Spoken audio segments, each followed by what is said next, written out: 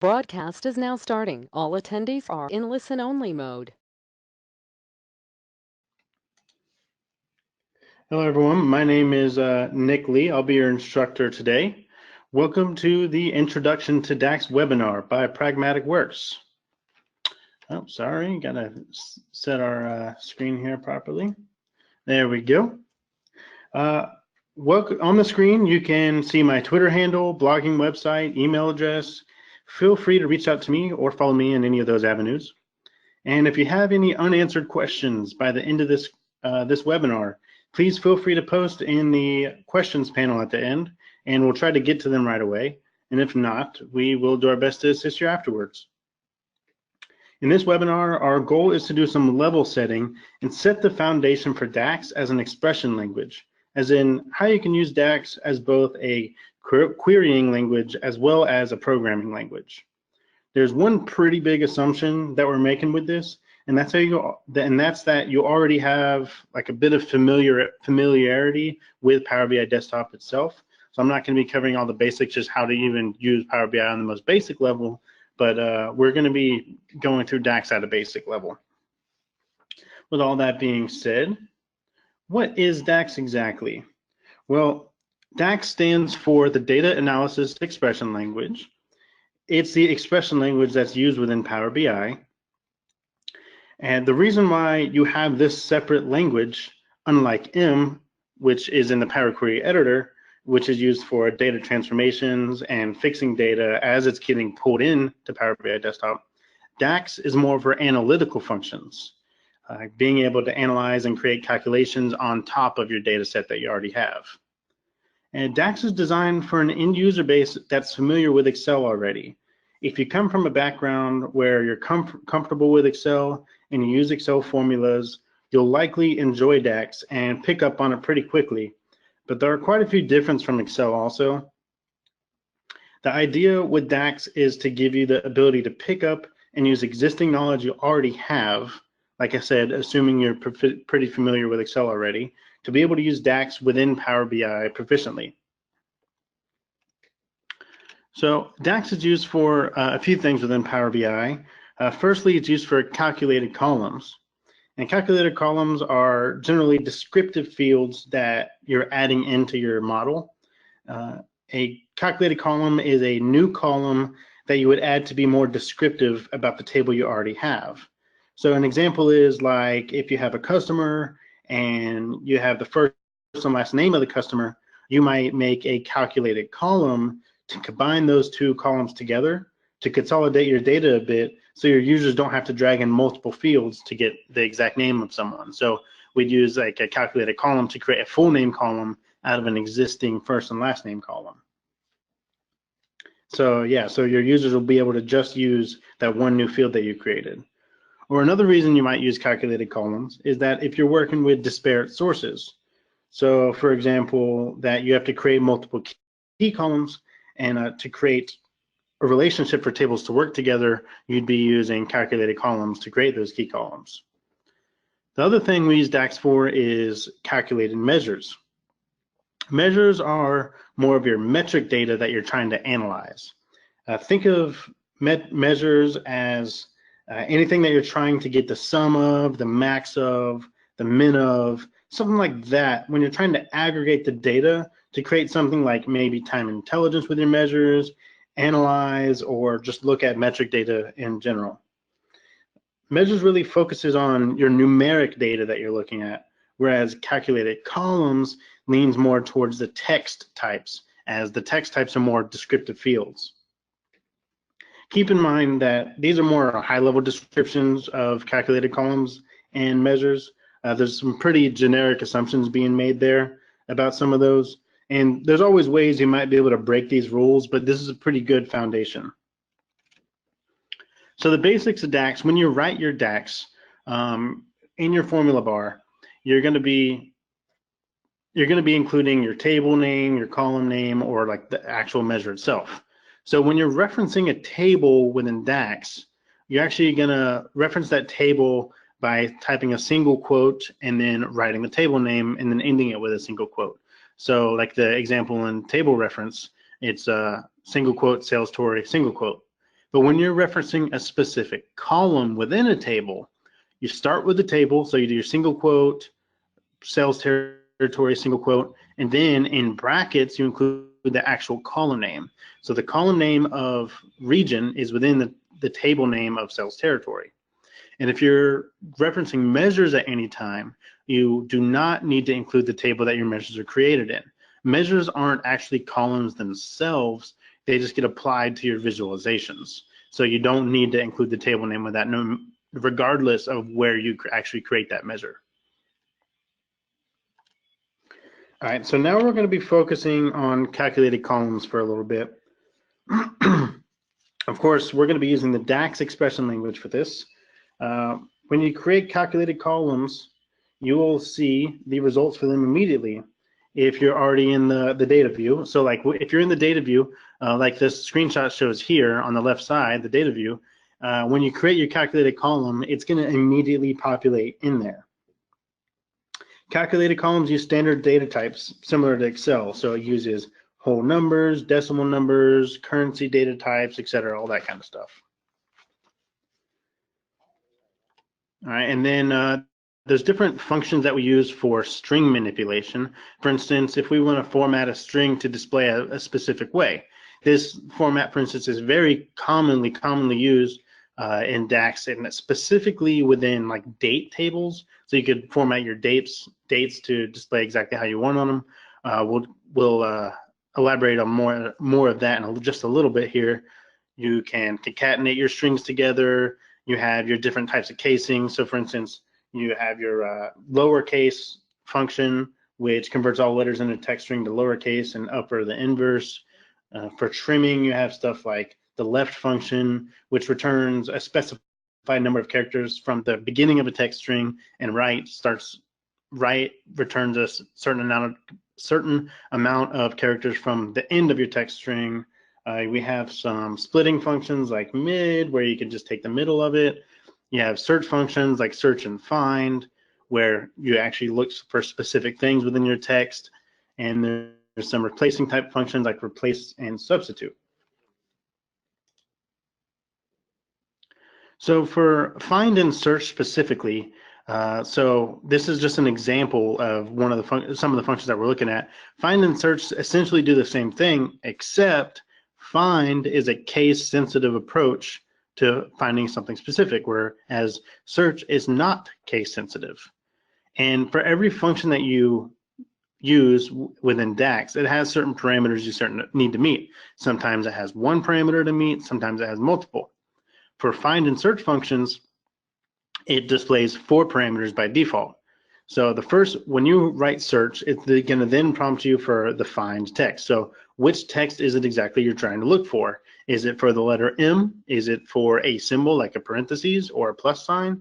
And then after the first parameter is filled out, then you would put where within text it is. So you would, for instance, list an entire column name, like search this entire column for that letter M. And then the start num and not found values are optional types of parameters. So for instance, the start number, you would put the number 1 if you wanted to start at the very beginning of your string when it's searching for that character, or you could put the number 5 and it'll start at the 5th character of your string and search all the way to the end. And the last parameter for these functions is the optional not found value. So if by default it does this already, but if you want to put a not found value as if like it doesn't find the character you're looking for, you can put a value of 0, for instance. And then the format, like I was saying before, it's very commonly used. There's a few different types of format options within the format function. There's like predefined formats and user-defined formats.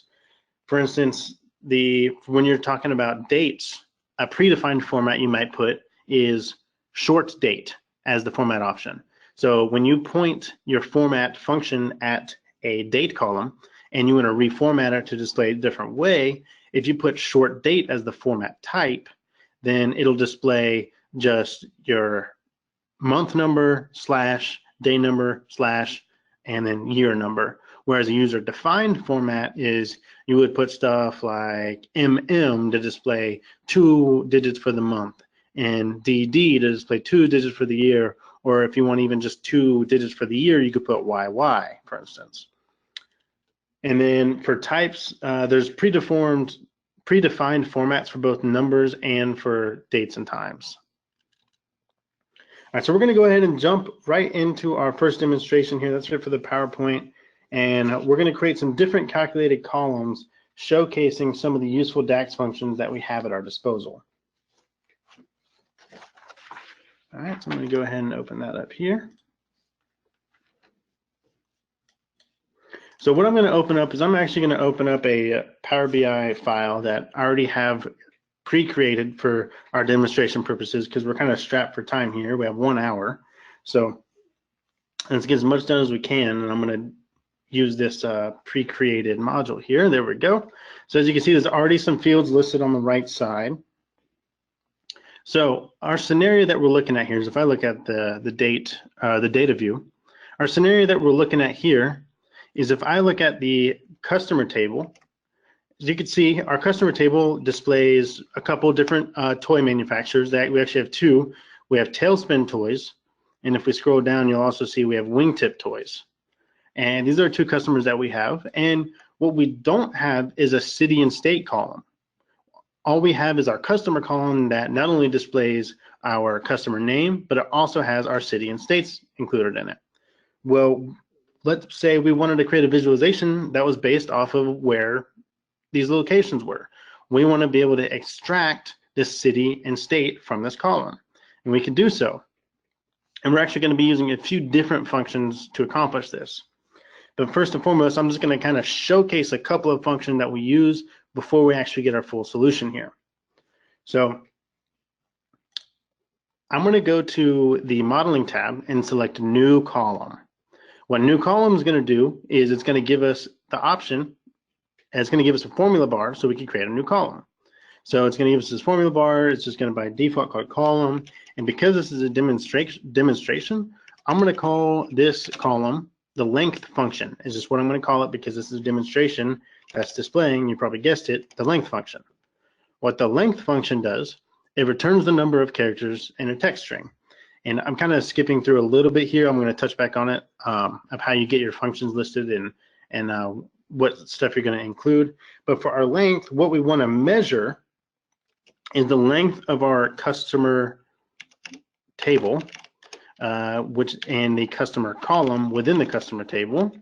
And we want to get the exact length of this column, because with that, we'll be able to do some math and then extract the city and state. So when I hit enter on this DAX function for this length function, it's going to create a new column right away called length function, and it's going to give us the exact number of characters are in each customer column, or each row of each customer. So for instance, Tailspin Toys, if we look all the way to the right for Tailspin Toys, there's 29 characters in this, including Sylvanite, MT, with the spaces, with the parentheses, everything like that. So that's the first function I want to showcase. The second function I'm going to go through a little bit slower and explain what exactly is going on. So I'm going to create another new column and call it search function, because it's another example. So for the search function, I'm going to start typing the function that I want. And I know I want this function due to my experience here. And I want the search function. So I started typing in the word search, and the intelligence of Power BI Desktop automatically knew that there's only one function that starts with the letters SEA, so it knows I want the function search. So it's going to highlight that for us, and I can hit tab. It's going to fill it all the rest of the way for us, so I don't have to keep typing.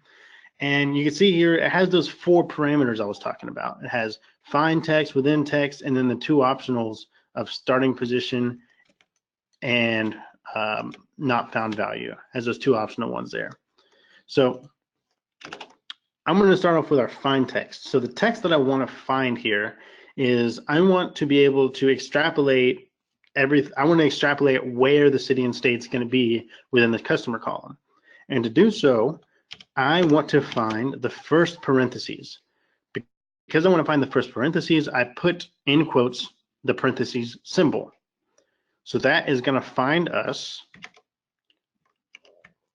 these parentheses here. It's going to note where it's at.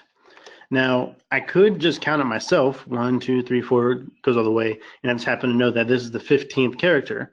But the problem is Wingtip Toys has a different number of characters than Tailspin Toys does. So this way, by using the search function, I'm just going to pinpoint where the start of the parentheses is. So our find text is the parentheses. We're going to start that. And then within text. Now with this within text, we're going to choose the column that we're going to use this search function on. And the column we're going to use is, like I said before, you always start off by writing your column name with the actual table name that contains the column. So it's the customer table that we're in, and the column that we want is the customer column. So now I have my within text finished. I can now make the optional starting position not found value. If I let this as default, it would automatically input what I'm about to input, but just for demonstration purposes, I'm going to input it. So I'm going to start on position 1. That means I want this search to start on the first digit of every line to start searching for that parentheses. And then if that parentheses is never found, I want a 0 to be displayed. So when I hit enter, what's going to happen is going to immediately create another column called search function. And it looks like here that these are all Tailspin Toys, and the 15th digit is in fact the parentheses. But if I scroll down to the Wingtip Toys section, the 14th digit is the start of the parentheses. All right, so how are we going to use those two functions together to extract the city and state of our customer? So what we're going to do is we're going to use actually one more function, and here's actually we're going to be building the function we're going to use to get that information. And I'm going to call this new column that we're creating city state. So again, we're creating one more column called city state, and the function that I want to start off using is in the mid function. What this does is going to return a string of values between point A and point B of how I describe them. So I'm going to use the mid function. So the text that I want to do this mid function in, I want to do this within our customer column, which is located within our customer table. And my starting position is, again, for Tailspin Toys, it's the 15th character, and for Wingtip Toys, it's the 14th character. But we need to be consistent and be able to point to this exactly. So I can actually use that search function that I used earlier.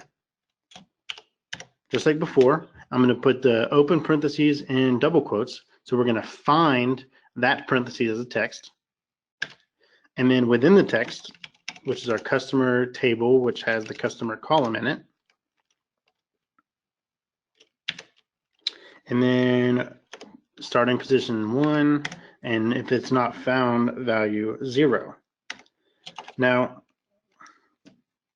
there's one more issue with leaving it as is if we wanted to, where it's going to start off on the parentheses, because this is our point A that we just defined.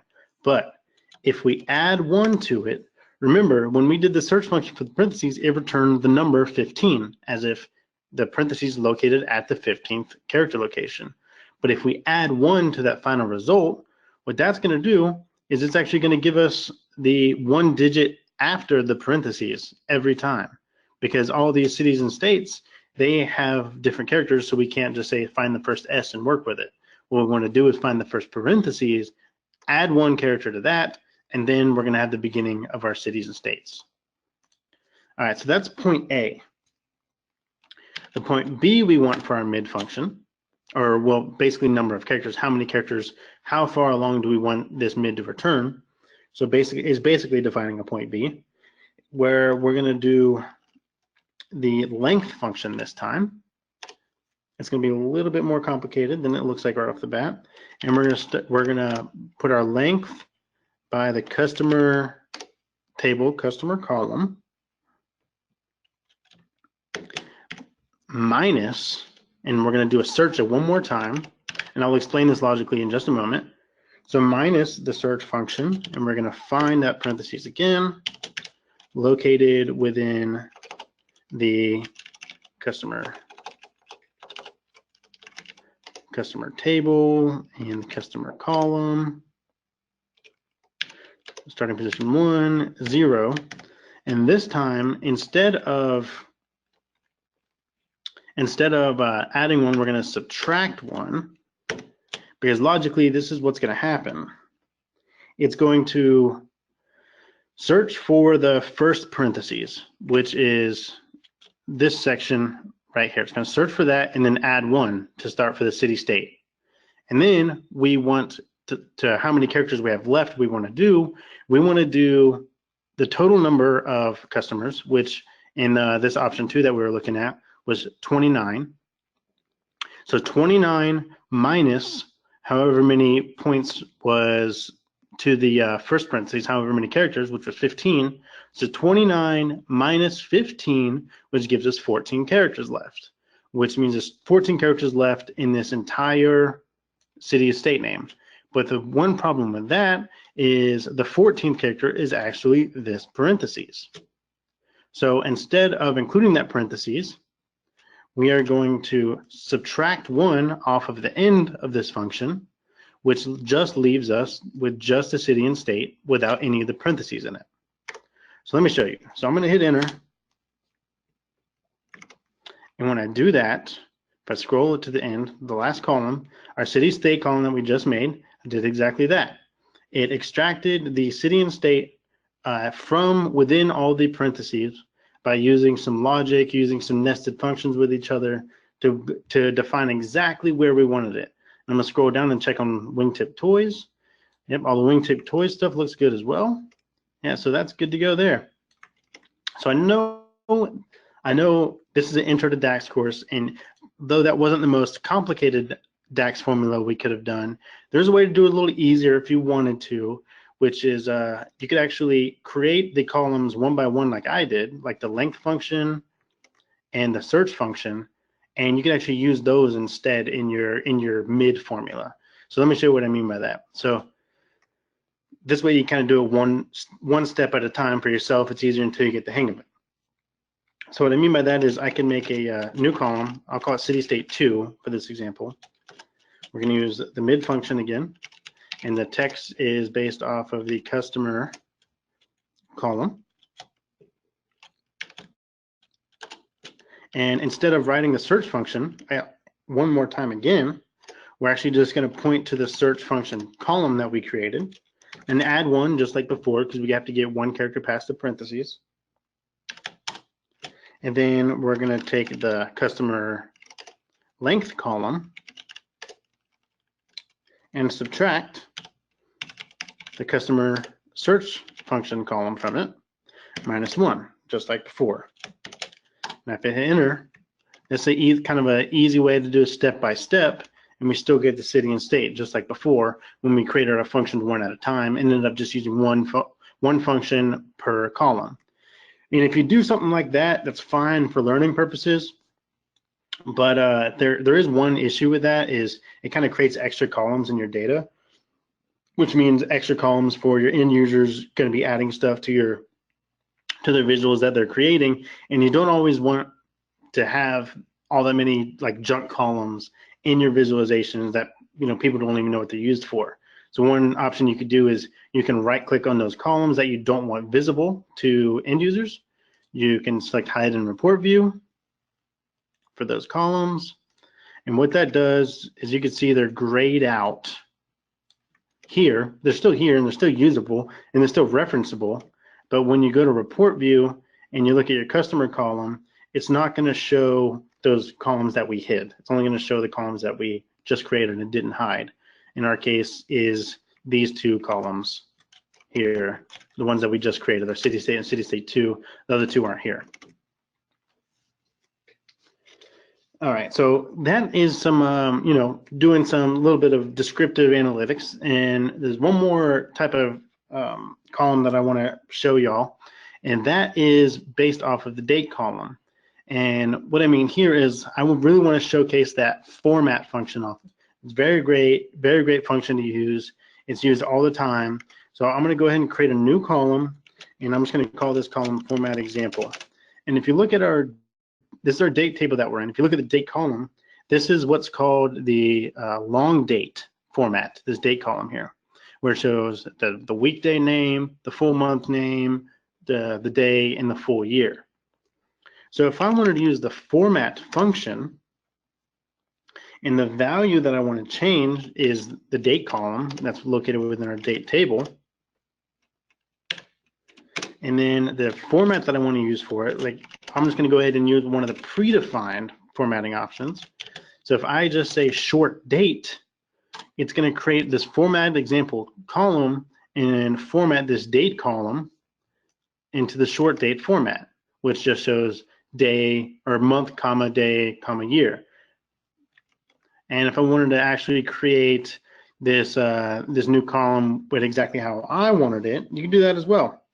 You could put something like instead of short date, we could put MM. This is going to display minimum 2 digits for our column for our months every time. So if it's January, it's going to display 01, and all the way through the December, it's going to show 12. And for our years, maybe I want to put YYYY to display the full year. So I put month dash YYYY is going to show us 01-2016 for all the dates that we have. It's just going to show the month number with a 0 at the beginning if it's only 1 digit, and the full year. Well, you can kind of make this as complex as you want as long as you stick to the formatting types that are available, which are easily searchable, by the way. If you just search for MSDN format function formatting, you can find all kinds of different ways you can use the format function. This goes for every function. If you look at the MSDN for any function, you can get a lot more descriptive data on what you want to look at. Anyways, so for this format, we can make it kind of complicated as we want. So if I wanted to display the month as the full month, I could write MMMM. So for January, it's going to display the whole word January. And I could put a dash, and I could put MMMM, which is going to display just the first 3 letters of the month, like January will be JAN, or I display MM, which is just 01 for January all the way through 12, or just M, which is just going to show simply just a 1 for January. I can put a slash if I want to and display the last 2 digits of a year. So it'll display 18 for the year 2018, or I can display all 4 digits for the year. So when I hit enter there, it's going to modify that format example column we have and make all the changes like I described. So it's going to have all the different formatting. This is a user-defined type of formatting, as it's called, because I defined how I wanted it formatted. But this format function is extremely useful, simple to use. All you got to know is the different types of definitions you can create. And like I said, it's easily enough searchable through MSDN itself. All right, so we can go ahead and jump back to the PowerPoint for now to touch on the next topic. So I'm just going to close this and not save it. All right, so we just did that demonstration. So the next thing we're going to touch on is conditional and logical functions. We have a lot of different conditional and logical functions that we have available within DAX. We could build out some if, then, else type logic with using these types of functions. So for instance, for testing type functions, we have is blank. Is blank checks whether a value is blank and returns true or false, if it's blank or not. We also have like is error, is logical, is non-text, is number, is text. All these testing functions are great for debugging, really, really good for debugging, really powerful tools.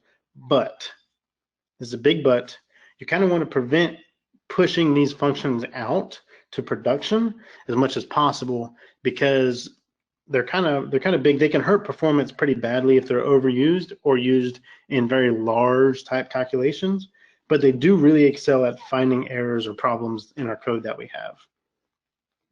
Then as far as logical functions go, we have the AND function, like if we want to check multiple conditions. We have the if, like checking to see if a condition is true, and if it is true, then we return the true value, whatever we define it as, and if it's false, then we return a different value that we define.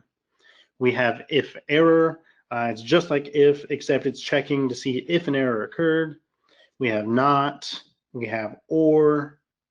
And here's something to touch about and or as functions. They can both pretty easily be replaced by operators. Like for instance, and, instead of using the and function, you could just use the two operators ampersand. So you just write two ampersands and it does the same thing as and function.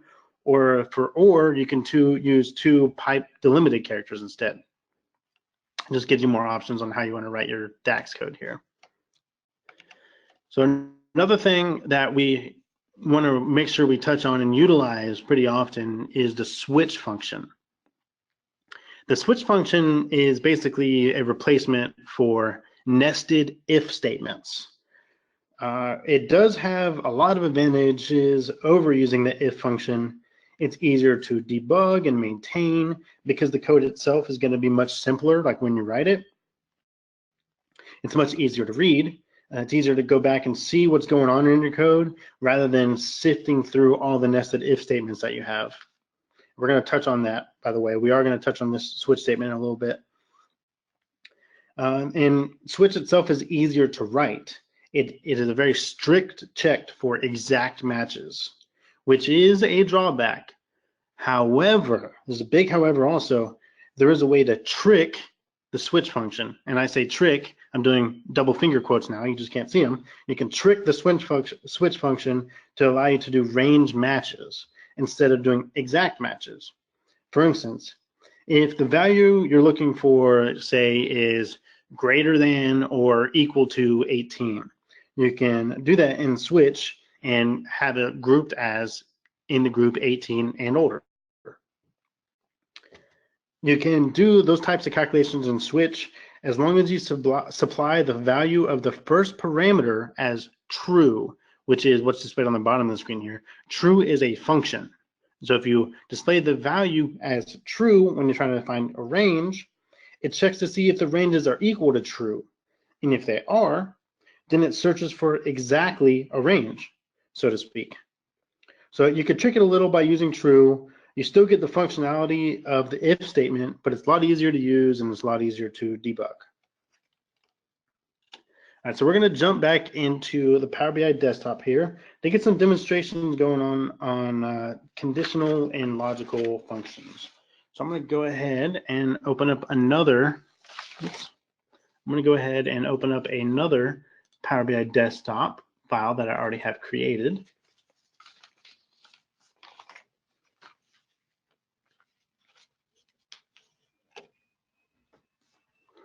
Sorry, just takes a moment.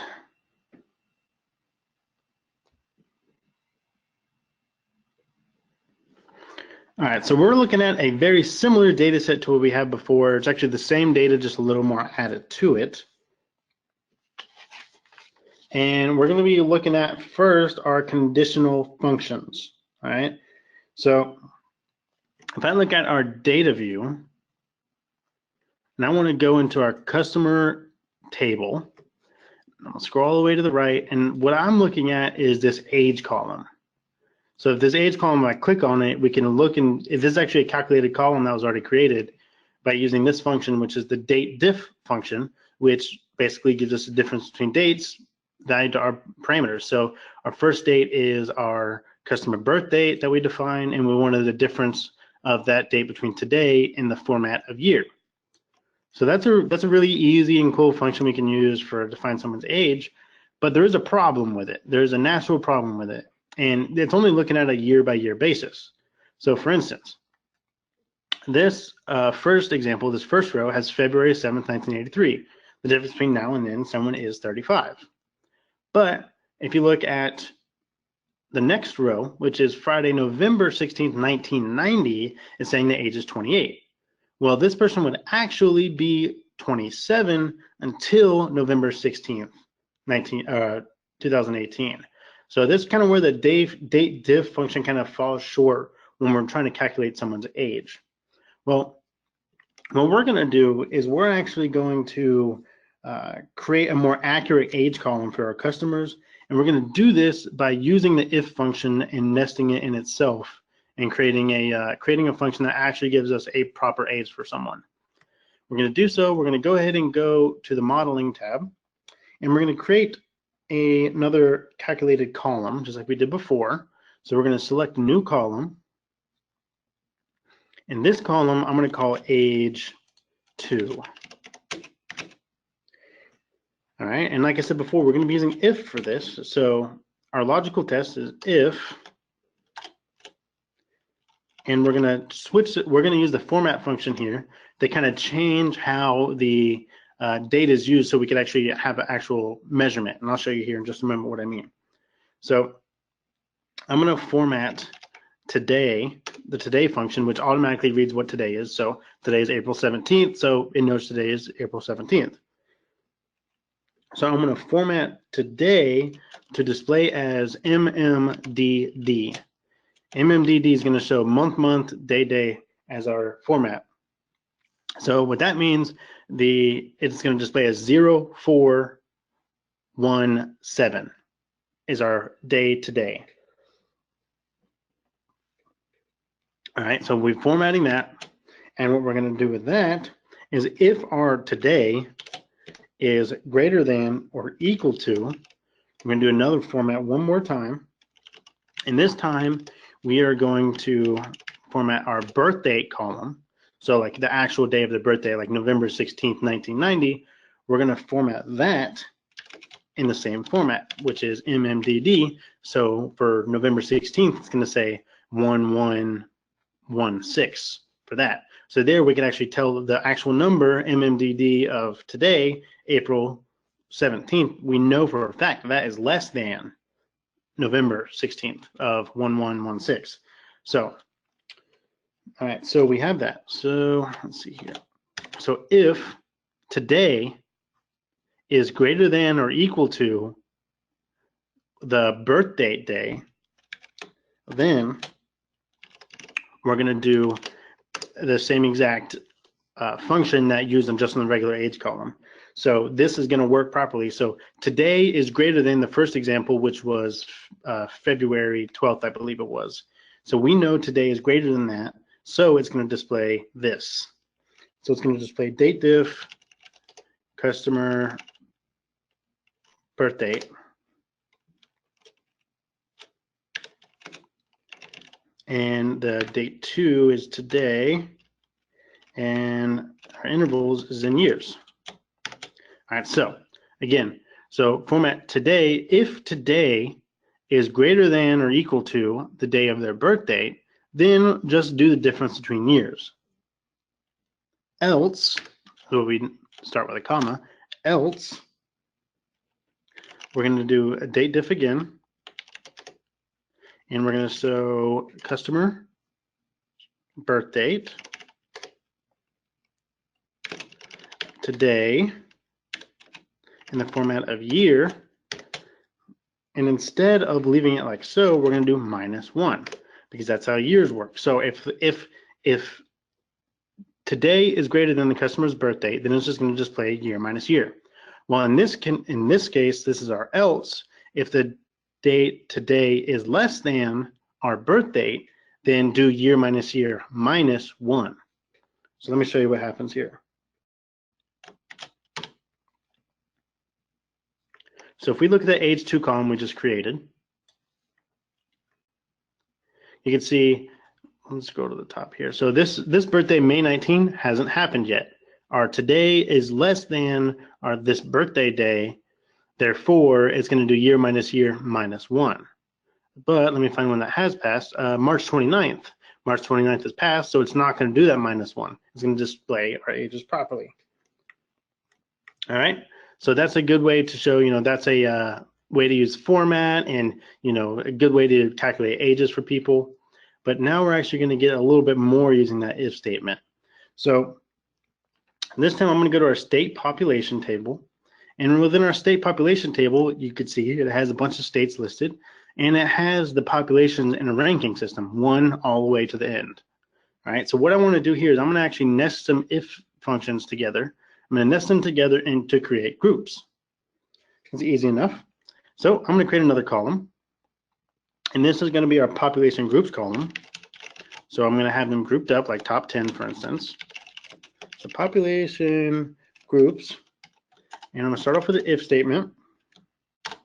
And if the state population table's population ranking column is less than or equal to 10, then I want it to display top 10. Simple enough. All right, so if state population ranking is less than or equal to top 10, so it's basically going to be North Carolina through California, then display top 10. Else, and here's where we're going to start nesting our if statements. So else, we want to do another if.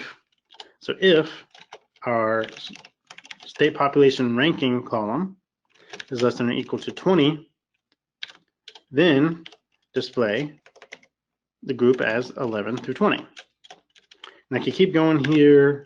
I can do another nested if the state population ranking is less than or equal to 30, then display 21 through 30. I'll do one more. So if the state population ranking is less than or equal to 40, then display 31 through 40. Else, I'm going to write other. So what's going to happen here is our nested if statements work top down or beginning to end. So as long as something fills a parameter near the beginning, once it fills a parameter, it's going to stay locked in there. So if I put state population is less than or equal to 10, it wants to be in the top 10 group. Therefore, California, for instance, is going to display top 10 in the column row for population groups. Just because it also fulfills the less than or equal to 20 does not mean it will, because it's already locked in that first nested if statements. All right, so it's going to go all the way down to number 40, and if it's anything past 40, it's going to be listed in the group other. So I'm going to hit enter and make this column. So you can see our top 10 is in all of our top 10s in the top 10 group are 11 to 20, 21 to 30, 31 to 40, and we have an other group at the bottom. So that's perfect. Now, this nested if statement was kind of not very intuitive, and there's a lot to write, and the format of it just isn't easy to see if you put something wrong, right? Just by glancing at it, it's not easy to see something wrong with it. You might have to do a little digging first. So now I want to show you what the difference is when we use the switch function instead of nesting our if functions together. So I'm going to create a new column again. I'm going to call this one population groups 2. And like I said, instead of using if, I'm going to use the switch function. And because we're doing groups or a range, here's where we want to trick it by using the true function for the expression. So now that our functions are done, we have no more functions to write. Now all we just write is our values and our results, and that's it. So for instance, I'm going to write our state population ranking. If it is less than or equal to 10, then display top 10. Else, for state population ranking is less than or equal to 20, display 11 to 20. Else, for state population ranking is less than or equal to 30, then display 21 to 30. Else, one more time, less than or equal to 40, display 31 to 40. Else, other. So that one is a lot easier to write. Only had to write 2 functions right at the beginning, no more functions. The format is very clear of what exactly we're looking at. Everything is very uniform, easy to navigate, and it gives us the same exact results as a nested if statement when we're using ranges. Like I said, you don't have to do this with ranges using the true function to trick it, but it's just showing that not only does it work for nested ifs for looking for exact matches, but it's also a very good example when you're looking for ranges. All right, so we're going to flip back to the PowerPoint here to get our last thing we're looking through, which is we're going to touch on calculated measures.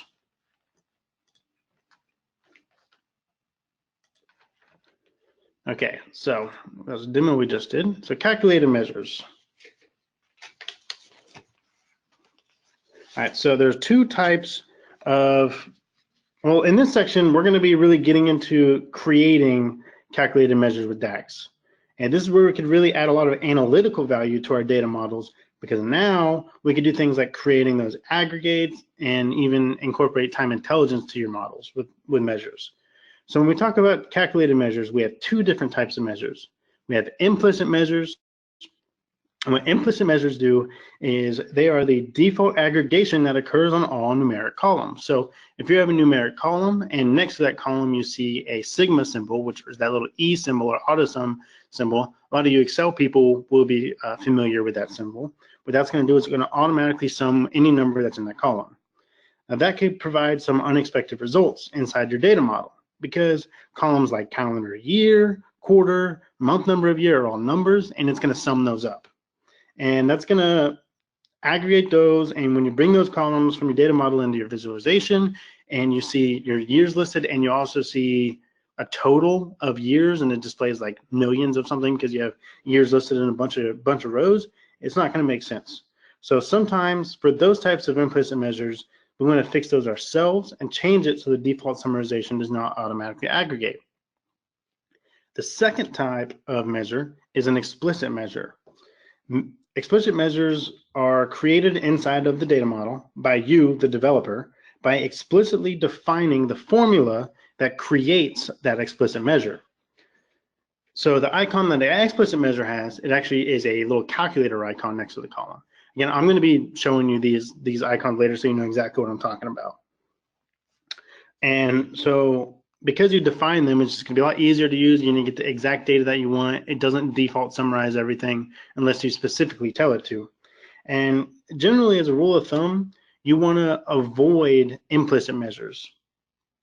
Implicit measures, there's a few reasons why you want to avoid them.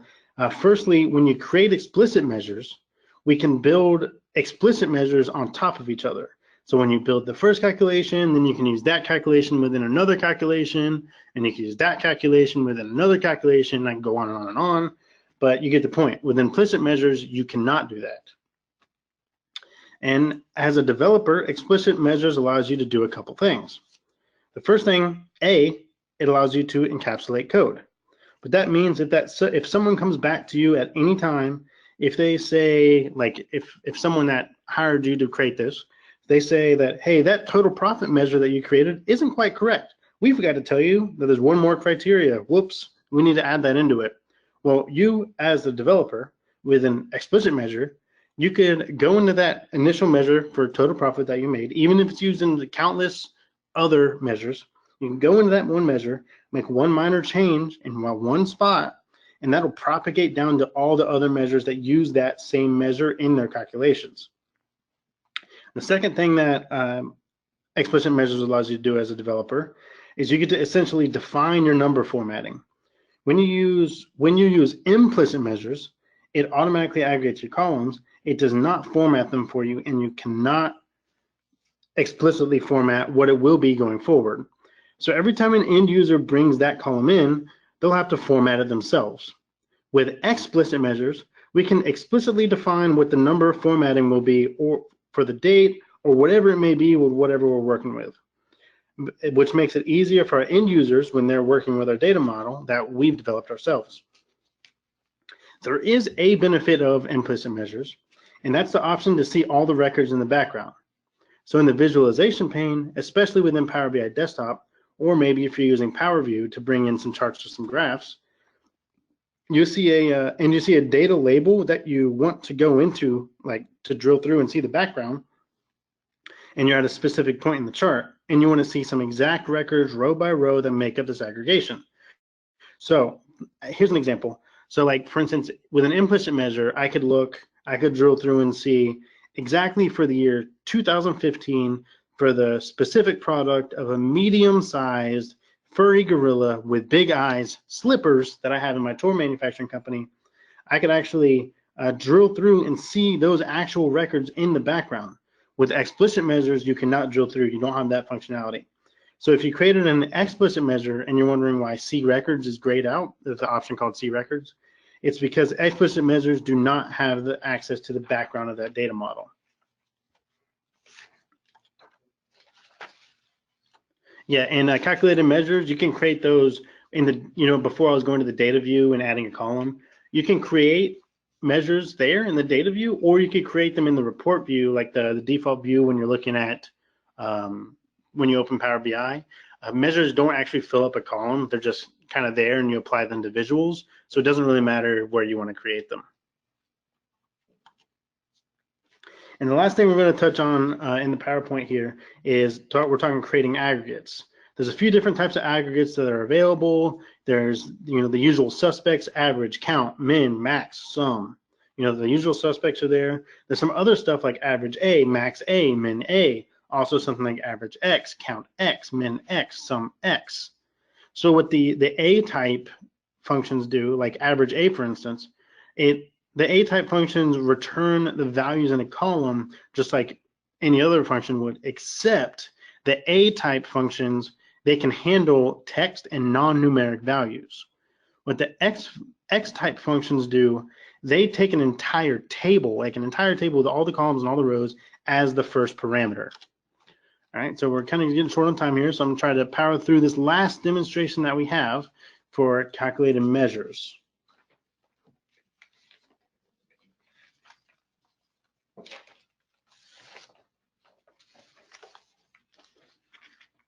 Wait for this to load.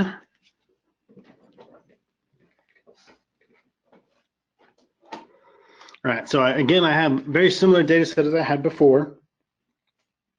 And I can quickly create some measures real quick. Like I said, I can go to the data view and view the data itself, or I could create it straight from the report view. I could select my measure if I wanted to.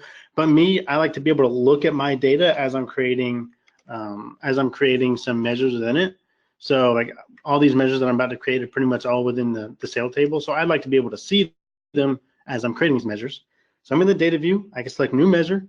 Just like before when we created a column, the formula bar is going to populate. And here's where we create our measure. So I'm going to create some simple ones real quick. So if I wanted to see the total sales of all time, I'd create a measure and I'll call it total sales. And I can use the sum function and just point it directly to the sale table, which contains our sales amount column. Hit enter. I spelled it wrong, but that's okay. I can fix that. All right. I create another quick measure. I could call it total product cost, which you can probably guess what we're going to add there, what we're going to summarize there. We're going to point to our sale table and then to the total cost column. And one more simple summarization measure we're going to create real quick is the total profit. And we're going to do a sum function, and we're going to point that to our sale table and profit column. All right, those two measures are created. Now we can create some other type of functions or other type of measures which use those measures that we've already created. So let me show you. So to calculate profit margin, what you do is you divide your profit by your sales. So if I'm going to create a profit margin measure, I can use the divide function and divide. So remember, referencing as before, all you have to do is include the measure name. You don't have to put a table. So I can divide our total profit as a numerator, and as our denominator, I could choose total sales. Now you may ask, Nick, why are you using a divide function when you could just put a slash and divide them that way? Well, you can divide them that way, but the divide function is actually very beneficial. It's very good because it can handle values of 0. So it handles values of 0 and actually gives us some results for it. That's why we use the divide function rather than just using the symbol. All right, so another explicit measure that we could create real quick, one more, is we can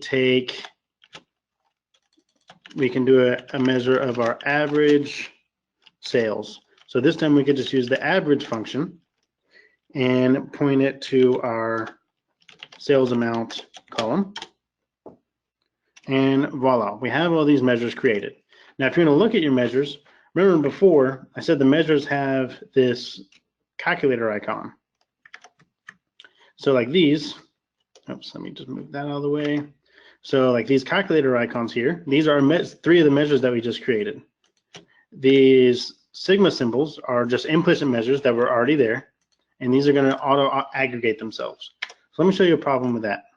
So if we go to a visualization, if I use a table as a visualization, and I drop in calendar year into our table, it's just showing the sum of all of our years together because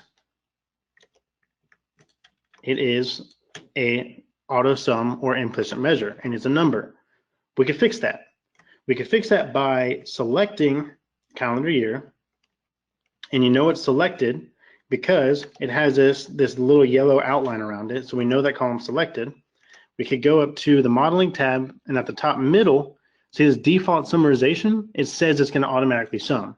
So we can actually switch that to don't summarize. So this column is not going to summarize anymore. And you can see that that sigma symbol is gone. So I'm going to delete this table and create one more, drop calendar year in there, and now it shows all our years as intended. All right, so we have calendar year in there. Let's also drop month, and let's drop one of our measures in as well. Let's drop average sales in. So I'm going to bump up this text size so it's easier to read. So now our metric automatically filters to the context of month by year. So now our measure that we created before that just displayed one value now is taking the average of every single month that we have on the context. So let's change this table around a little bit. Let's change the values that we have. So let's get rid of calendar year, month. Let's have some other measures that we have in here: total sales, total product cost, total profit, and profit margin. These are all the measures that we created. As you can see, it just shows the raw value of everything combined, the average sales, the average totals for all time. But watch what happens when we drop calendar year in to this table. Let's see, wrong column, date, calendar year. Now calendar year's in here, and it filters every single year to the every measure filters to the context of a yearly basis. Does the same. We could add month. Then it filters even more to what the context is, which is month by year for every single measure. Measures are extremely powerful, very strong, very good at doing what they're doing. And that's all the demonstrations we have for today. And I just want to let you all know that this is just scratching the surface, 1 hour. Not only do we have on-demand training courses at Pragmatic Works that do just introduction and advanced Power BI, we also have dedicated courses just for DAX. We have an introduction to DAX course and an advanced DAX course to really flesh out DAX because there's so much you could do with it. I know I showed you guys a lot, and this was only an hour, and we're barely scratching the surface. But yeah, so that's where we're at right now. Liz, what do you got for me?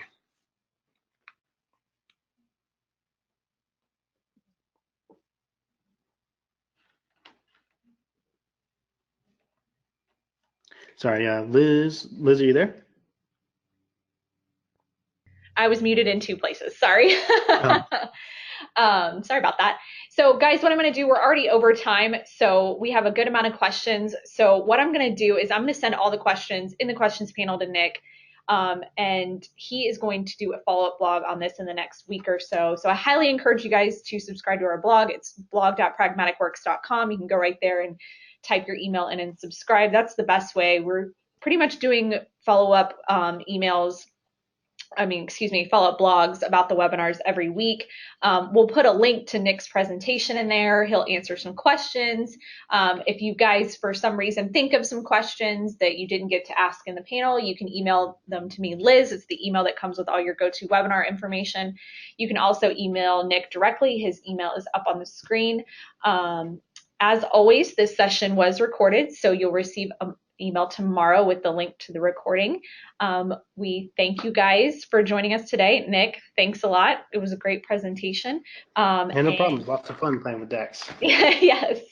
And we look forward to seeing you all in another session. All right, have a good one, everybody. Thanks, everybody.